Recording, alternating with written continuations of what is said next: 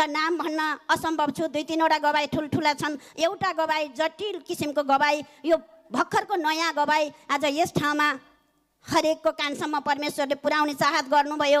एकजना नानीको मम्मी महिमामा जुट्नुहुन्थ्यो त छोरी जुट्न हुन्न थियो। मलाई बिचमा भेटेर म्याम हजुर मेरो नानीको 6 महिनाको गर्भ भयो, 7 महिना पुग्न लाग्यो, त डाक्टरले पिसाब नली सुन्निएको छ, टाउकोमा पानी जमेको छ, यो बच्चा राख्नु हुँदैन, फाल्नुपर्छ भन्नुभयो म्याम हजुर भन्नुभयो। त मैले गोकर्णेश्वरमा हाम्रो पहेँलो पुलमा जुट्ने विश्वराज सर हजुरको गवाई परमेश्वरले मेरो आत्मामा भरिदिनु भएको थियो। त्यही गवाईले उहाँलाई उत्साहित गरेँ।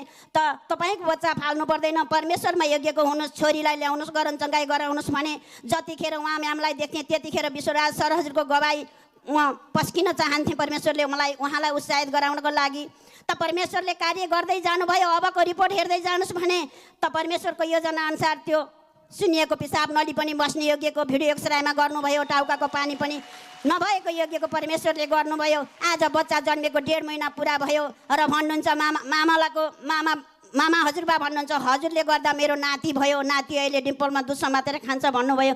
मैले होइन हजुर, परमेश्वरले गर्नुभएको।